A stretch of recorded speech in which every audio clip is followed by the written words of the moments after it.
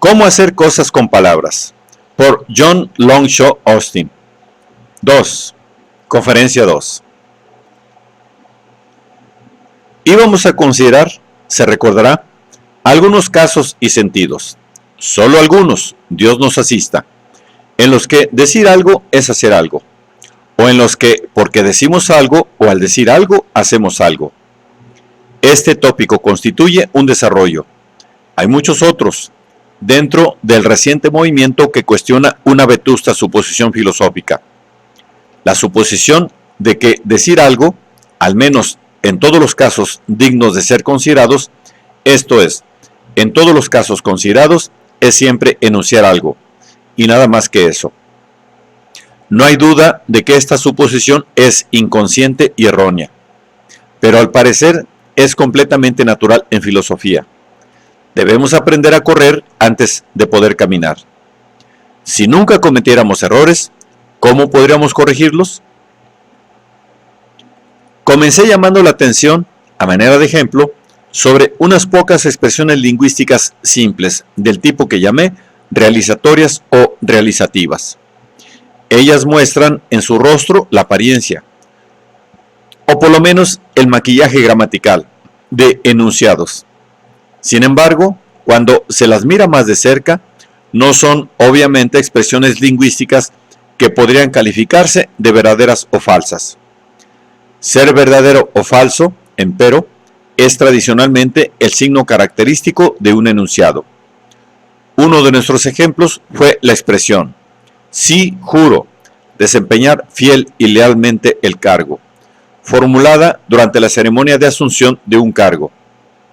En este caso diríamos que al decir esas palabras estamos haciendo algo, a saber, asumir un cargo y no dando cuenta de algo, o sea, de que estamos asumiendo el cargo.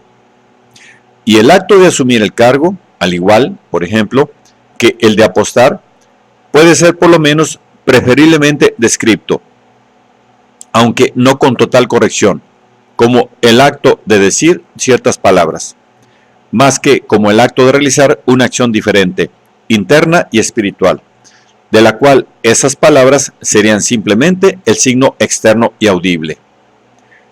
Quizá sea muy difícil probar esto, pero me atrevería a afirmar que es un hecho.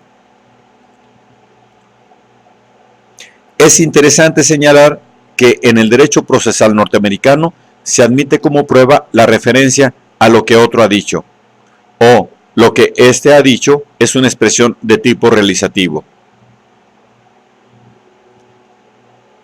Es interesante señalar que en el derecho procesal norteamericano se admite como prueba la referencia a lo que otro ha dicho, si lo que éste ha dicho es una expresión de tipo realizativo. No se considera que esa referencia apunta a algo que la otra persona dijo, porque si fuera así, la declaración será considerada un testimonio de segunda mano, hearsay, no admisible como prueba, sino más bien como algo que esa persona hizo, esto es, como una acción de ella. Esto coincide perfectamente con nuestro primer enfoque acerca de los realizativos. Hasta aquí, solo hemos sentido que el terreno firme del prejuicio se torna resbaladizo. Pero ahora, en tanto que filósofos, ¿cómo habremos de proseguir? Una cosa que, por supuesto, podríamos hacer sería empezar de nuevo. Otra sería adentrarnos, por etapas lógicas, en el tembladeral. Pero todo eso llevaría tiempo. Comencemos, por ahora, por concentrar nuestra atención en una cuestión mencionada al pasar, la de las circunstancias apropiadas. Apostar no es simplemente, como hemos dicho, enunciar las palabras te apuesto, etc. Alguien podría pronunciarlas y sin embargo no estaríamos dispuestos a aceptar que ha conseguido hacer una apuesta, o al menos hacerla cabalmente. Para probar esto, basta considerar, por ejemplo, el caso de la persona que anuncia su apuesta cuando la carrera ya ha terminado. Además de pronunciar las palabras correspondientes al realizativo, es menester, como regla general, que muchas otras cosas anden bien y salgan bien, para poder decir que la acción ha sido ejecutada con éxito. Esperamos descubrir cuáles son estas cosas, examinando, clasificando tipos de casos en los que algo sale mal y, como consecuencia de ello, el acto, asumir un cargo, apostar, legar, bautizar o lo que sea, es un fracaso, o por lo menos lo es en cierta medida. Podemos decir entonces que la expresión lingüística no es en verdad falsa, sino en general desafortunada. Por tal razón, llamaremos a la doctrina de las cosas que pueden dar mal y salir mal en oportunidad de tales expresiones, la doctrina de los infortunios. Tratemos primero de enunciar esquemáticamente, y no pretendo atribuir carácter definitivo a este esquema, algunas de las cosas que son necesarias para el funcionamiento afortunado o sin obstáculo de un realizativo, o al menos de un realizativo explícito altamente elaborado, tales como los que hasta ahora hemos tenido en cuenta. Luego pondremos ejemplos de infortunios y de sus efectos. Me temo, pero al mismo tiempo espero, que las siguientes condiciones necesarias resultarán obvias. A1. Tiene que haber un procedimiento convencional aceptado, que posea cierto efecto convencional. Dicho procedimiento debe incluir las emisiones de ciertas palabras por parte de ciertas personas en ciertas circunstancias. Además, A2. En un caso dado, las personas y circunstancias particulares deben ser las apropiadas para recurrir al procedimiento particular que se emplea. B1. El procedimiento debe llevarse a cabo por todos los participantes en forma correcta y B2. En todos sus pasos. Gamma 1. En aquellos casos en que, como sucede a menudo, el procedimiento requiere que quienes lo usan tengan ciertos pensamientos o sentimientos, o está dirigido a que sobrevenga cierta conducta correspondiente de algún participante, entonces quien participa en él y recurre así al procedimiento debe tener en los hechos tales pensamientos o sentimientos, o los participantes deben estar animados por el propósito de conducirse de la manera adecuada. Y, además, Gamma 2. Los participantes tienen que comportarse efectivamente así en su oportunidad. Ahora bien, si violamos una o más de estas 6 reglas, nuestra expresión realizativa será, de un modo u otro, infortunada. De más está decir que hay diferencias considerables entre estas formas de ser infortunadas. Las letras y números elegidos para identificar cada uno de los apartados precedentes se proponen poner de manifiesto estas formas diversas. La primera distinción importante se da entre las primeras 4 reglas A y B tomadas conjuntamente, en oposición a las 2 reglas gamma, de ahí el uso de letras romanas y griegas. Si transgredimos alguna de las primeras, las reglas del tipo A o B, esto es, si, por ejemplo, emitimos la fórmula incorrectamente, o si, por ejemplo, no estamos en situación de asumir el cargo porque ocupamos ya un cargo incompatible con aquel, o porque quien nos recibe el juramento es el ordenanza y no el ministro, entonces el acto en cuestión, esto es, asumir un cargo, no es realizado satisfactoriamente, no tiene lugar, no se lleva a cabo. Por oposición, en los 2 casos gamma, el acto es llevado a cabo, aunque llevarlo a cabo en esas circunstancias, como por ejemplo, cuando somos insinceros, constituye un abuso del procedimiento. Así, cuando digo prometo, sin intención de cumplir, he prometido, pero necesitamos nombres para referirnos a esta distinción general. Por ello, llamaremos desaciertos a los infortunios del tipo A1 a B2, en los que no se consigue llevar a cabo el acto por cuya realización o en cuya realización sirve la fórmula verbal correspondiente. Y, por otra parte, llamaremos abusos aquellos infortunios, los del tipo gamma, en los que el acto es llevado a cabo. No hay que subrayar demasiado las connotaciones normales de estos nombres. Cuando la expresión es un desacierto, el procedimiento al que pretendemos recurrir queda rechazado, no autorizado, y nuestro acto, jurar, etc., resulta nulo o carente de efecto, etc.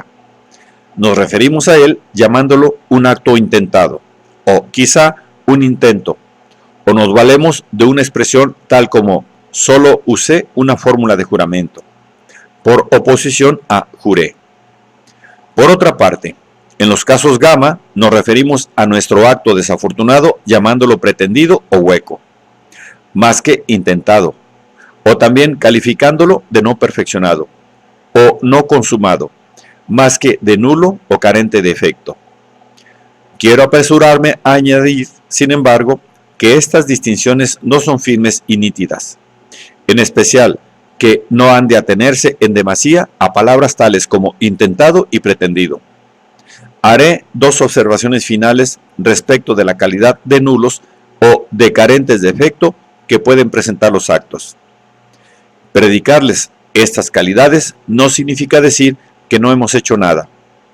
Podemos haber hecho muchas cosas. Por ejemplo, podemos haber cometido el delito de usurpar un cargo, pero no habremos hecho el acto intentado, esto es, asumir el cargo. Además, carente de efecto no significa aquí sin consecuencias, resultados, efectos. En segundo lugar, debemos tratar de poner en claro la distinción general entre los casos A y los casos B, esto es, entre los dos tipos de desaciertos.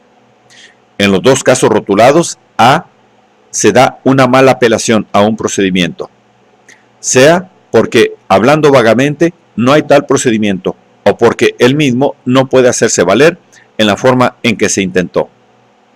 En consecuencia, los infortunios de la clase A pueden ser denominados malas apelaciones. Entre ellos, podemos razonablemente bautizar al segundo tipo, A2, esto es, al caso en que el procedimiento existe, pero no puede aplicarse como se intenta hacerlo, malas aplicaciones. No he podido encontrar una buena denominación para la clase A1. En oposición a los casos A, ocurre que en los casos B existe el procedimiento y es aplicable a la situación. Pero fallamos en la ejecución del rito con consecuencias más o menos calamitosas. Por ello, los casos B, por oposición a los casos A, pueden llamarse malas ejecuciones, en oposición a las malas apelaciones. El acto que se intentó está afectado, ya sea porque hay un vicio en la realización de la ceremonia o porque ésta no se llevó a cabo en forma completa. La clase B1 es la de los actos viciados y la clase B2 la de los actos inconclusos. Obtenemos así el cuadro siguiente. Ver página 13 del libro. Supongo que pueden surgir alguna duda respecto de A1 y gamma 2, pero pospondremos un poco su consideración detallada. Antes de entrar en detalles, permítaseme formular algunas observaciones generales acerca de los infortunios. Podemos preguntar, inciso 1, ¿a qué variedad de actos se aplica la noción de infortunio? Inciso 2, ¿en qué medida es completa la clasificación de infortunios? Inciso 3, ¿estas clases de infortunios son mutuamente excluyentes? Ocupémonos de estas preguntas en ese orden. Inciso 1. ¿Hasta dónde se extiende el radio de acción de los infortunios? En primer lugar, parece claro que aunque los infortunios nos han traído o no han logrado atraernos en conexión con ciertos actos que en todo o en parte consisten en emitir palabras, son una afección de la que son susceptibles todos los actos que poseen el carácter general de ser rituales o ceremoniales, esto es, todos los actos convencionales. Por cierto que no todo rito está expuesto a todas y cada una de estas formas de infortunio, pero esto tampoco ocurre con todas las expresiones realizativas. Esto resulta claro ya por el mero hecho de que muchos actos convencionales, tales como apostar o transferir el dominio de una cosa, pueden ser realizados por medios no verbales. Los mismos tipos de reglas deben ser observados en todos estos procedimientos convencionales. Basta con omitir en A la referencia especial a la expresión verbal. Todo esto es obvio. Vale la pena señalar o recordar cuántos actos de los que se ocupan los juristas son o incluyen la emisión de realizativos, o por lo menos son o incluyen la realización de algunos procedimientos convencionales. Y, por cierto, se apreciará de una u otra forma, los autores de derecho han sido conscientes en forma constante de las variedades de infortunio e incluso, a veces, de las peculiaridades de la expresión realizativa. Solo la obsesión todavía difundida de que las expresiones jurídicas y las expresiones usadas en los llamados actos jurídicos tienen que ser de algún modo enunciados verdaderos o falsos, ha impedido que muchos juristas vean esto con mayor claridad. Ni siquiera me animaría a sostener que algunos de ellos no lo han hecho ya. Sin embargo, tiene un interés más directo para nosotros advertir que, de la misma manera, muchos de los actos que caen dentro del dominio de la ética no son simplemente y en último extremo, tal como los filósofos dan por sentado con demasiada facilidad, movimientos físicos. Muchos de ellos tienen el carácter general, en todo o en parte, de ser actos convencionales o rituales, y por ello, entre otras cosas, están expuestos a infortunios. Por último, podemos preguntar, y aquí tendré que poner algunas de mis cartas sobre la mesa, si la noción de infortunio se aplica a expresiones que son enunciados.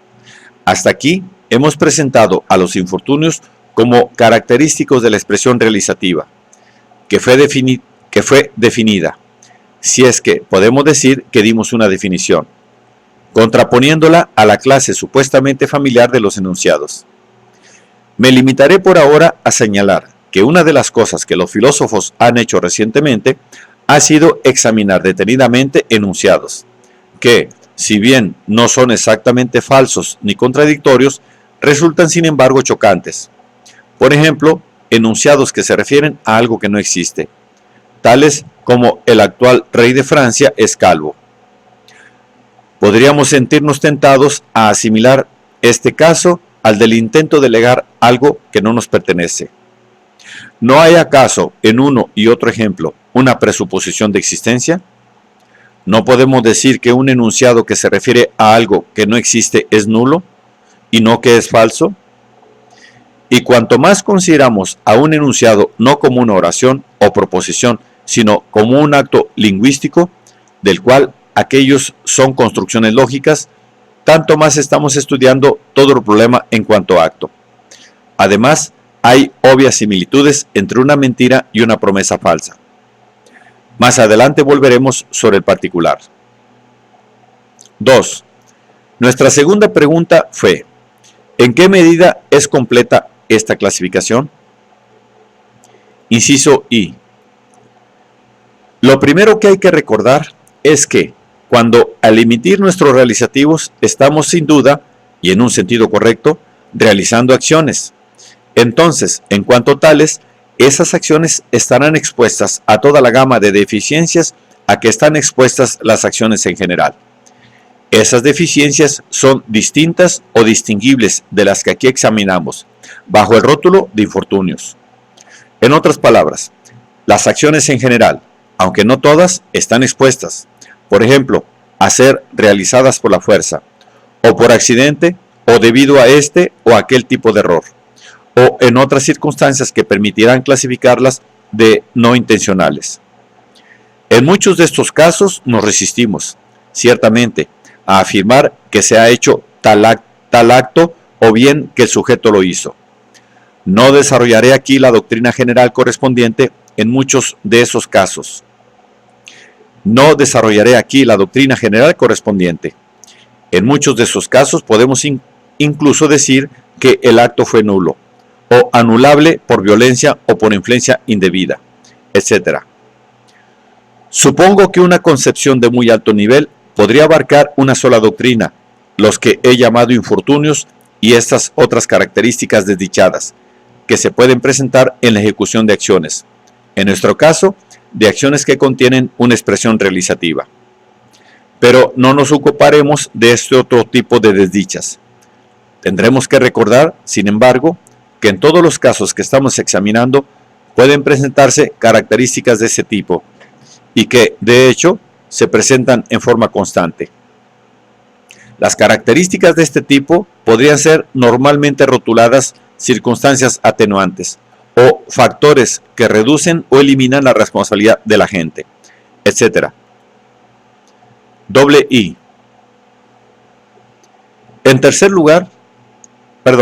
En segundo lugar, en tanto que expresiones, nuestros realizativos son también susceptibles de padecer otros tipos de deficiencias que afectan a todas las expresiones. Aunque estas deficiencias podrían a su vez ser englobadas en una concepción más general, no nos ocupamos de ellas deliberadamente. Me refiero, por ejemplo, a lo siguiente. Una expresión realizativa será hueca o vacía de un modo peculiar si es formulada por un actor en un escenario, incluida en un poema o dicha en un soliloquio. Esto vale de manera similar para todas las expresiones en circunstancias especiales como las indicadas. Siempre hay un cambio fundamental de ese tipo. En tales circunstancias, el lenguaje no es usado en serio, sino en modos o maneras que son dependientes de su uso normal. Estos modos o maneras caen dentro de la doctrina de las decoloraciones del lenguaje. Excluiremos todo esto en nuestra consideración. Las expresiones realizativas, afortunadas o no, han de ser entendidas como emitidas en circunstancias ordinarias. I. Es en parte para dejar a un lado momentáneamente este tipo de consideraciones que no he mencionado hasta ahora un tipo de infortunio, podría realmente llamárselo así, que nace de la mala comprensión. Obviamente, para que pueda decirse que he hecho una promesa es normalmente necesario. Inciso A. Que yo haya oído por alguien, quizá por el destinatario de la promesa. Inciso B. Que el destinatario de la promesa haya entendido que hice una promesa. Si no se satisfacen una u otra de estas condiciones, surgen dudas acerca de si he prometido realmente, y podría sostenerse que mi acto fue solo un intento o que fue nulo. En el campo del derecho se adoptan precauciones especiales para evitar este y otros infortunios, por ejemplo, en materia de notificaciones. Más adelante, en otro contexto, tendremos que volver sobre esta consideración particular que reviste gran importancia. 3. ¿Estas clases de infortunios son mutuamente excluyentes? La respuesta es obvia. Inciso A. No, en el sentido de que podemos fallar de dos maneras a la vez. Podemos prometer insinceramente a un burro darle una zanahoria. Inciso B. No. Y esto es más importante, en el sentido de que las maneras de fallar no se distinguen entre sí nítidamente y se superponen. Decidir entre ellas es arbitrario de distintas maneras. Supongamos, por ejemplo, que veo un barco en el astillero. Me dirijo hacia él y rompo la botella que cuelga de la proa al par que exclamo: bautizo a este barco Stalin. Y además retiro las cuñas. El problema es que no soy la persona designada para bautizarlo. Se agregue o no la complicación adicional de si Stalin era el nombre elegido.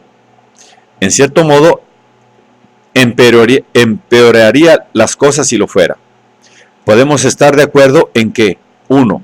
El barco no ha sido bautizado. 2. Todo esto es una calamidad.